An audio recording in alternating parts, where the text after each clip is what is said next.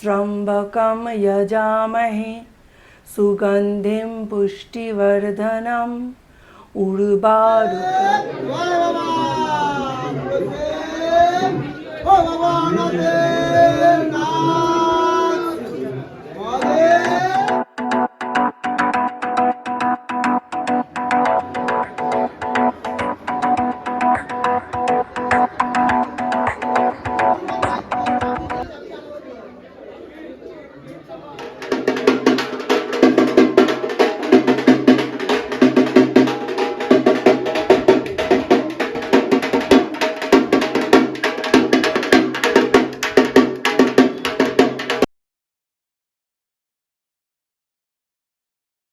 শুভ নীলষষ্ঠীর শুভেচ্ছা সকলকে। আজকে একটু অন্যরকম ব্লগ, আশা করছি তোমাদের ভালো লাগবে। সকাল সকাল আমার ভোলে বাবার দর্শন দিয়ে আজকের ব্লগটা শুরু করলাম। দিদি আমাকে তারকেশ্বর থেকে এই বছর এই ভোলে বাবাটা এনে দিয়েছে, সেই জন্য এবছর খুব ধুমধাম করে বাড়িতে আমি নীলষষ্ঠী করছি। ইউজুয়ালি সৌম্য বা সৌর্যের স্কুলে নীলষষ্ঠীর কোনো ছুটি থাকে না, আর স্কুল চলাকালীন পুরো ব্যাপারটাকে ম্যানেজ করা একটু কষ্টকর হয়ে যায়। তাই এবারে যেহেতু রবিবার পড়েছে, খুব মন দিয়ে পুজো করতে পারবো, সেই আশাতেই এবারে মিস্টার বিশ্বাসকে দিয়ে অনেক বাজার করিয়েছি। তারকেশ্বর থেকে বাবা আসার আগে মা বাড়িতে একটি পটে পুজো করতেন, একটি ছবিতে। সেই চিত্রপটটিকেও আজকে আমি অভিষেক করাবো এবং পুজো করাবো। নীলের পুজোর টাইম তো সন্ধ্যাবেলায়, কিন্তু সকলের দিক থেকেই আমি একদম নিরম্ব উপবাস করে থাকবো। এই যে আমার শাশুড়ি মায়ের কিনে নিয়ে আসা বাসুকি নাগ, এই বাসুকি নাগকেও এখানে সুন্দরভাবে আমি প্রতিস্থাপন করে দিয়েছি। আর এখানে আমাদের নন্দী মহারাজ, এই নন্দী মহারাজটা আমরা হরিদ্বার থেকে এনেছিলাম শুধুমাত্র মায়ের কথা ভেবেই। তখন তো আমি এত পুজোপালি করতাম না, কিন্তু আমার যেন মনে হয়েছিল নন্দী ভগবান না থাকলে আমার শিব পুজো অসম্পূর্ণ থেকে যায়, ওই জন্য এই নন্দী ভগবানকে আমি নিয়ে এসেছিলাম। আর এটা রয়েছে পুরনো, এখানে মা পুজো করতেন, তো এটা তো অবশ্যই আজকে পূজিত হবে। তবে এটার আগে কিন্তু আরও একটি শিবলিঙ্গ আমাদের ছিল, সেটি কি হলো, কেন সেটিতে পুজো হয় না, সেটাই আজকে তোমাদের বলবো। দীপ তখন অনেক ছোট, প্রায় 2-2.5 বছর বলতে পারো। হঠাৎই একদিন পুজো দিতে গিয়ে মা দেখছে মা শিবলিঙ্গ পাচ্ছে না। মা বলছে কোথায় গেল, এটা তো নাতির কাজ ছাড়া কারুর কাজ হবে না। এদিকে নাতি হচ্ছে আসলের থেকেও বড় সুদ, তাই তার দরদও একটু বেশি। আমাকে ক্রমাগত দোষারোপ করে যাচ্ছে মা যে আমার শিবলিঙ্গ খুঁজে দাও, তুমিই কোথাও রেখেছো, আর তুমি দরজা খুলে রাখো বলেই আমার নাতি ভেতরে ঢুকে হুজ্জুতি করতে পারে। এদিকে নাতির কোনো দোষ নেই। যাই হোক, তারপরে শিবলিঙ্গ পাওয়া গেল কোথায় জানো, কমোডের মধ্যে। বলছে ঠাম্মি তুমি রোজ একটু একটু জল দিয়ে পুজো করো, তাই শিব ঠাকুরকে আমি বাথটবে বসিয়ে দিয়েছি। শেষ পর্যন্ত আমরা আমাদের বাড়ির পুরোহিত মশাইয়ের যে ব্যবস্থাপনা সেটাকেই মেনে নিয়েছিলাম। তাকে আমরা গঙ্গায় বিসর্জন দিই এবং উনি বলেন নাতি একটু বড় হোক, তারপর নতুন করে শিবলিঙ্গ কিনে তাকে প্রতিষ্ঠা করো। তো এই সেই নতুন শিবলিঙ্গ, যেটা ছোট নাতি বড় হওয়ার পরে আমরা আনতে পেরেছি। ঈশ্বরের ইচ্ছা না হলে আমরা তো কিছুই পারি না।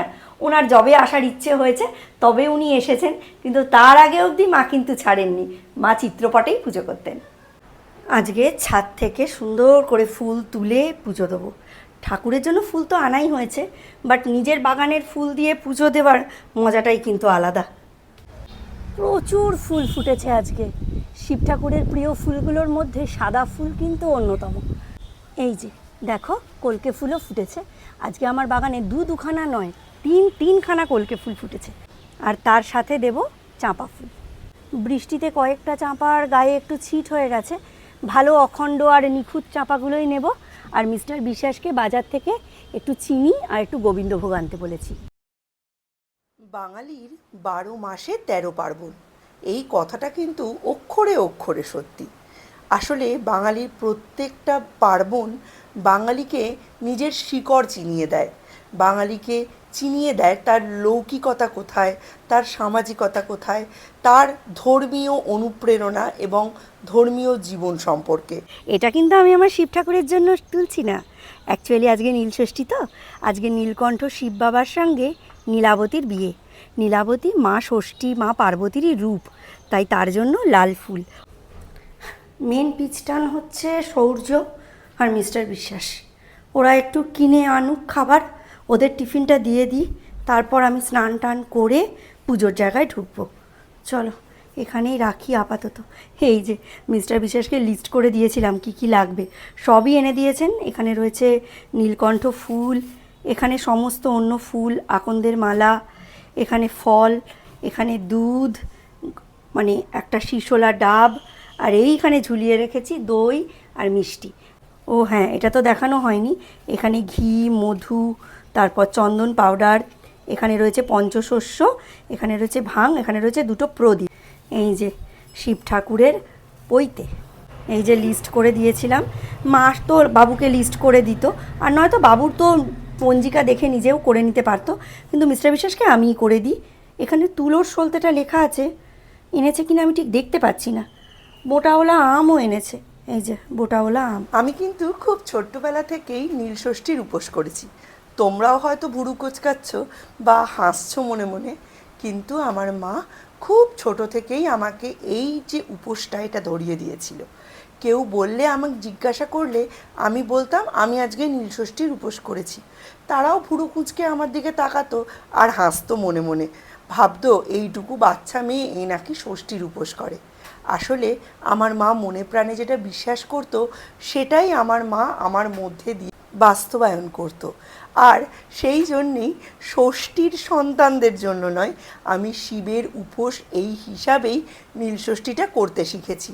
আমার বাড়ি থেকে একেবারে ঢিলছোড়া দূরত্বেই নৈহাটির সবথেকে বিখ্যাত বাবা বুড়ো শিবের মন্দির। বাবা বুড়ো শিবের মন্দির নৈহাটি বললে সার্চ করলে তোমরা হয়তো অনেক ফটো ভিডিও পেয়ে যাবে। এটা কিন্তু 300 বছরের পুরনো এক স্বয়ম্ভু শিব মন্দির। বুঝতেই পারছো তার মহিমা। এখানে আমরা ছোট্ট থেকে গিয়ে গিয়ে অভ্যস্ত। কত মেয়ের বিয়ে হয় না, তারা যখন এখানে এসে মানত করে, পুজো দেয়, তখন তাদের বিয়ে হয়ে যায়।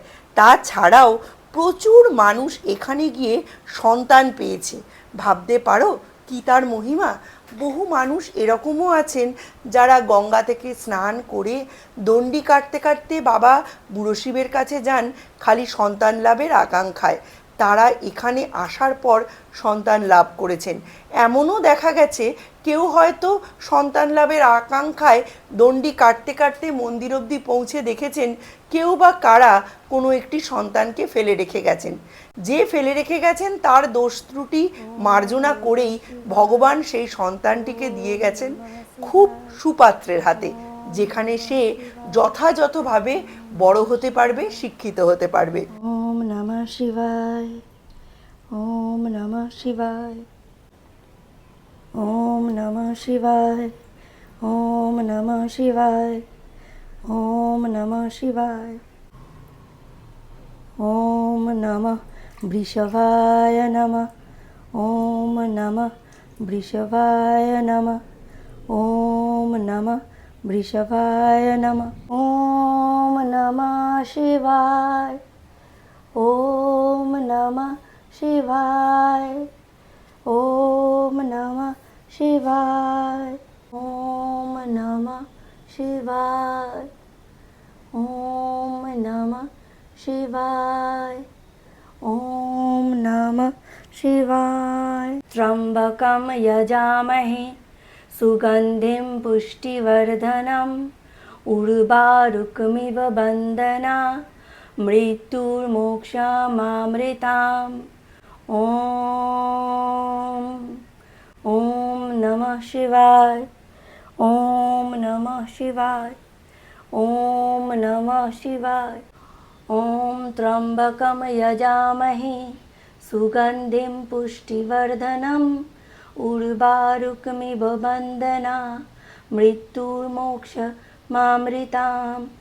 ওম নমঃ শিবায়, ওম নমঃ শিবায়, ওম নমঃ শিবায়, ওম নমঃ শিবায়, ওম নমঃ শিবায়, ওম নমঃ শিবায়।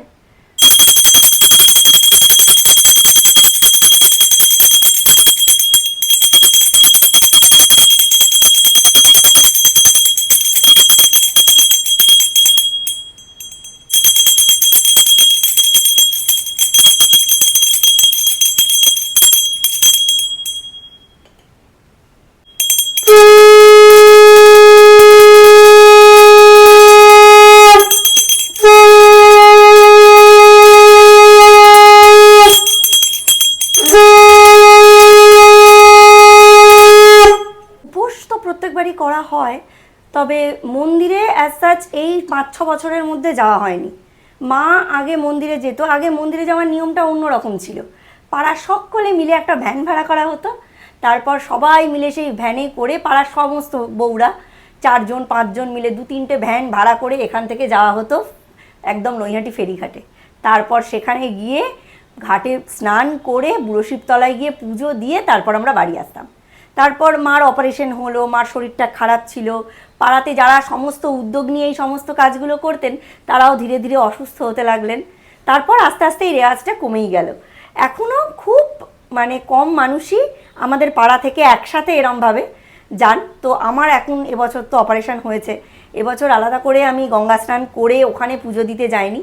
বুড়োশিবতলা এখানে ভীষণ জাগ্রত একজন স্বয়ম্ভূ শিবের মন্দির, যেখানে প্রায় 200 বছরের 150 বছরের বেশি হবে সেখানে পুজো হয়। আজকে তো সেখানে মানে আমার বাপের বাড়ির খুব কাছে বিশাল বড় করে আমাদের নীলকণ্ঠ মহাদেব এবং নীলাবতীর বিয়ে অনুষ্ঠিত হচ্ছে। রাত্রিবেলা প্রচুর ঢাক ঢোল বাজবে, হ্যাঁ, আর বিয়ে হবে। তার সাথে প্রত্যেক ওই এরিয়ার যত মানুষ প্লাস বাইরে থেকে মানুষও নীলের ঘরে বাতি দিতে আসবে।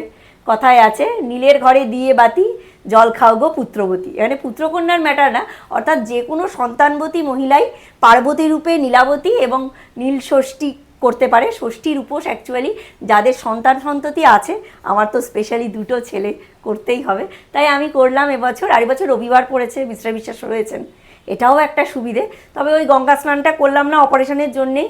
আর বাড়িতেই যখন রয়েছেন ঈশ্বর এখানে গিয়ে দিই বা মন্দিরে গিয়ে দিই একই, সেই জন্য এখানেই পুজোটা দিয়ে দিলাম।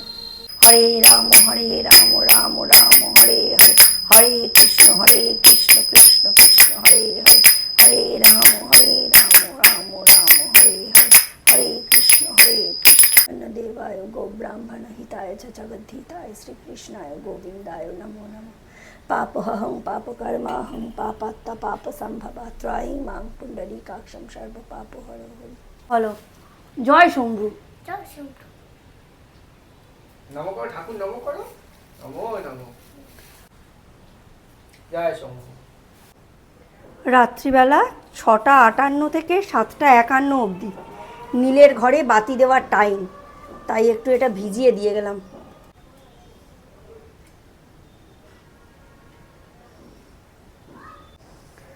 ওম নমঃ শিবায়। বাবা এবার সন্ধেবেলায় বাতিটা দিলেই কমপ্লিট। চলো নিচে যাই।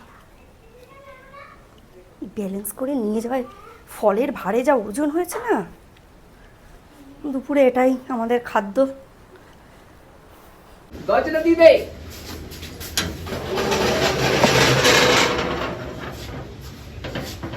কোথায় রে তুই? ভেতর থেকে দরজা দিতে হয়? ও নিচে ছিটকিনিটা দিচ্ছে। বন্ধ হচ্ছে না। ওট ওট ওট যা।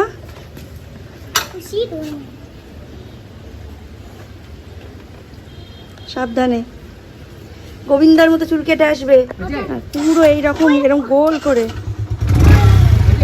সাবুটা ভিজিয়ে দিয়েছি, দুপুরবেলায় একটু সাবু দিয়ে কলা দিয়ে মেখে খেয়ে নেবো, ব্যাস। আমার তো আর কোনো চিন্তা নেই। দীপ আসবে 4:30, তখন দীপ যা খাবে সেটাই এখন বানাবো। অ্যাকচুয়ালি মিস্টার বিশ্বাস সৌম্য সৌর্যের জন্য রান্না করতে হবে। আজকে সিম্পল রান্নাই করব, আলু পেঁপে দিয়ে কাতলা মাছের ঝোল করব, মুগের ডাল করব, আর মুসুর ডাল ভিজিয়ে দিয়েছি ওটা দিয়ে বড়া করব। মাছ এনেছে, পুজো করে তারপর মাছটা নাড়াঘাটা করলাম। পুজোর আগে করতে একদম ইচ্ছে করছিল না, এবার এই বক্সটায় ঢেলে ফ্রিজে ঢুকিয়ে রাখবো। সরস্বতীদি খবর দিয়েছে, সরস্বতীদি আসতে পারবে না। ও খবর না দিলেও আমি জানতাম সরস্বতীদি ভীষণ মহাদেবের ভক্ত, সেই জন্য সরস্বতীদি যদি খবর নাও দিত আজকের দিনে সরস্বতীদি কখনোই আসতো না। তারপর আজকের দিনে সবাই গঙ্গায় টঙ্গায় যাবে, তারপর বুড়োশিবতলায় যাবে, এটাই নিয়ম। এই দিনে কেউই আসে না। হ্যাঁ যাই হোক, আজকে সরস্বতীদি আসবেন আমি আন্দাজই করেছিলাম, তাই জন্য জামা কাপড় ছাড়ার আগেই আমি আগের বাসন টাসন বের করে কলতলায় ভিজতে দিয়ে দিয়েছি। তারপরে জামা কাপড় ছেড়ে ঠাকুরঘর বাইরে টাইরে কাঁথা জামা কাপড়ে মুছলাম, মুছে স্নান করে তারপরে আমি পুজোয় বসেছি অন্য নতুন জামা পরে। দিদিকে একবার ফোন করতে হবে, দিদির পুজো হলো কি না, কী খাবে দুপুরে, কি খাবে রাত্রিরে, সব জানতে হবে। আমি তো রাত্রিরে ছোলার ডাল আলু মরিচ দিয়ে লুচি খাবো, অথবা লুচি সাদা আলুর তরকারি খাবো। আর মিস্টার বিশ্বাস সৌম্য সৌর্যের মাংস করে রেখেছি, ওরা লুচি মাংস খাবে। হয়ে গেল নির্দ্বিধায় একদম। আসলে কি বলতো, রবিবার পড়েছে বলে এত আমি করতে পারছি। সৌর্য যদি স্কুল থাকতো, তার সাথে এদের তিনজনের রান্না করতে হতো, তখন না আমি পারতাম না। আর এই জন্যেই আমি এবারে আরও বেশি আমি গঙ্গা স্নানে যাইনি, কারণ গঙ্গা স্নানে নিয়ে আসবে কে, নিয়ে যাবে কে, ওই সময় বাড়ি থেকে বড়রা থাকবে, ও অনেক রেলা। ও সৌর্য বড় না হলে আমি পারবো না, আর সৌর্য বড় হতে হতে আমি বুড়ি হয়ে যাব। সৌর্য তো চুল কেটে বাড়ি চলে এসছে, ওকে এখন স্নান টান করিয়ে দেবো। আর আমি এখন একটুখানি এই যে গ্লুকন-ডি গুলে নিয়েছি, একটু গ্লুকন-ডি খাবো। আর ওদের জন্য এই যে মুসুর ডাল ভিজিয়ে নিয়েছি, মুসুর ডালের ওদের বড়া করে দেবো, ডালের সাথে মুসুর ডালের বড়া। আর শাক ভাজা বের ছিল কালকে, এই যে শাক ভাজা বের করে রেখেছি। আর এইখানে পুঁই শাক বের করে রেখেছি। আর মাছের ঝোল তো হচ্ছে, ওদের এই দিয়ে দুপুরটা হয়ে যাবে।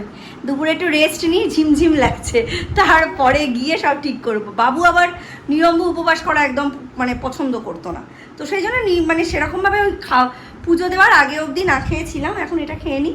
এটা ছাড়া লিকার চাও খাওয়া যেতে পারে, মিচড়ির শরবত খাওয়া যেতে পারে। তো যাই হোক, আপাতত এটা খাই। জয় ভোলে বাবা। এই যে দিদির সাথে কথা বলছে, দিদিও আজকে উপোস করেছে, সাবু টাবু খেয়েছে। আর চলো দেখিয়ে দিই আমরা কি রান্না করেছি। এই যে এখানে হচ্ছে মুগের ডাল লাউ দিয়ে, এখানে হচ্ছে শাক, পুঁই ডাঁটার চচ্চড়ি, আর হচ্ছে মাছের ঝোল। এইগুলো হচ্ছে ওদের তিনজনের জন্য। আর আমার খাবার দাবার এখানে ঢাকা দিয়ে রেখে দিয়েছি, দই, সাবু, মিষ্টি, ফল সব রয়েছে।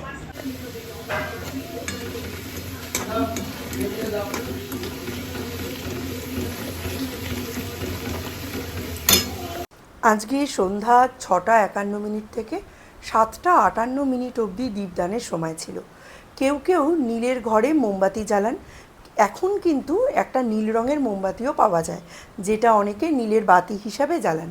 তবে আমি কিন্তু আমার শাশুড়ি মাকে প্রদীপ জ্বালাতে দেখেছি, সেই জন্য আমি আমার সন্তানদের মঙ্গল কামনায় 2টি প্রদীপ নিয়েছি। সকালে আমি প্রদীপগুলোকে জলে ভিজিয়ে সুন্দর করে শুকিয়ে রেখেছিলাম, আর এখন প্রদীপ ভর্তি তেল দিয়ে আমি এতে অখণ্ড জ্যোতি জ্বালিয়ে দিলাম। এই জ্যোতি জ্বলবে সারা রাত, বারংবার তেল দিয়ে এই জ্যোতি জ্বালিয়ে রাখতে হবে। আর তারপরেই মনে পড়ে গেল, একবার না একবার আমাকে বুড়ো বাবার দর্শন করতে আসতেই হবে। মনের টান যাকে বলে, এইখানে যাওয়া মানেই আমার ছোটোবেলায় ফিরে যাওয়া। তবে সেই যাওয়ার আগে পথের মধ্যে আমি একবার হনুমান মন্দিরের ঠিক অপোজিটেই একটি শিব মন্দির আছে, সেখানে দর্শন করতে চলে গেছিলাম। গিয়ে দেখছি মহাবীর জয়ন্তীর সময় থেকেই এখানে অনুষ্ঠান চলছে, খুব গান বাজনা হচ্ছে। জানি না ঠিক মহাবীর জয়ন্তীর দিন এখানে গান বাজনার সাথে সাথে আর কিছু হয়েছিল কিনা, কারণ এই সব জায়গায় না বেশ একটু সুন্দরাকাণ্ড পাঠ হবে, একটু রামায়ণ পাঠ হবে, বিভিন্ন রামলীলা সংক্রান্ত কাজ হবে, এগুলোই শুনতে ভালো লাগে। কিন্তু যে গানটা হচ্ছিল সেই গানটা আমি তোমাদের একটু শোনাবো। গানটা একটা হিন্দি গান হচ্ছিল। তারা ছিল মন্দির না বন্ধ হয়ে যায়, নইলে আরও একটু শ্যুট করে তোমাদের দেখাতাম।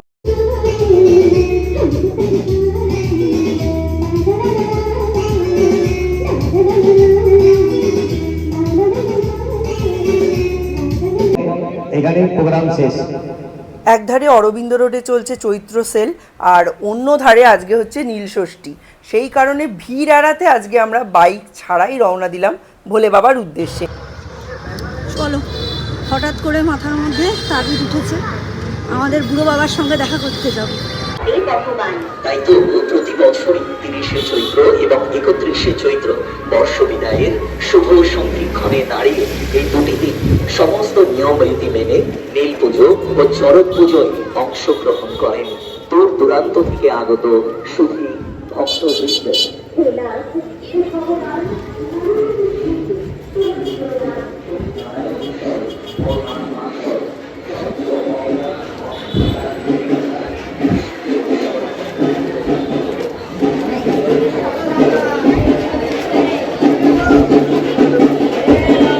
চলো ভেতরে চলো।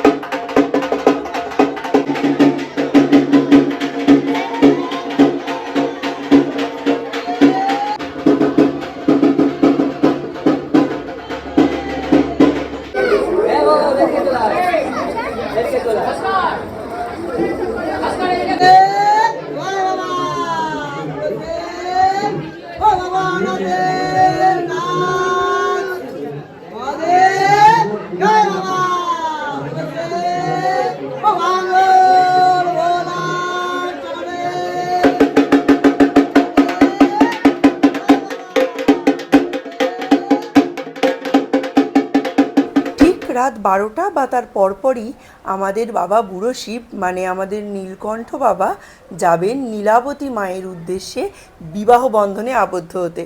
ছোট থেকে বড় অবধি মানে আজ অবধি সেই দৃশ্য দেখার সৌভাগ্য আমার কোনো দিন হয়নি, কারণ গভীর রাতে এটা সম্পাদিত হতো। আর এখন সোশ্যাল মিডিয়ার যুগে আমি একটি দুটি ভিডিও এরকম দেখেছি যেগুলোতে আমি সেই অপূর্ব সুন্দর দৃশ্যটা দেখতে পেয়েছি, কিন্তু যেহেতু ওটা আমার তোলা নয় তাই আমি তোমাদের সঙ্গে শেয়ার করতে পারছি না।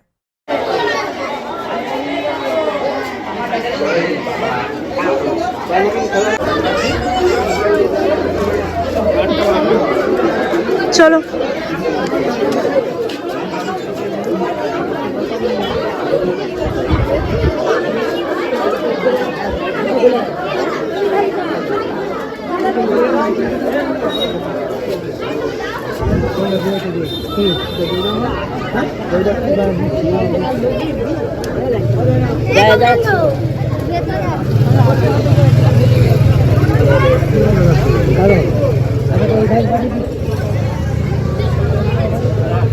যতই যাই করো একবার এখানে ঢু না মারলে কমপ্লিট হয় না, মনে হয় না কিছু করেছি। যতবার এসেছি ছোটবেলার মতো মনটা ভরে গেছে।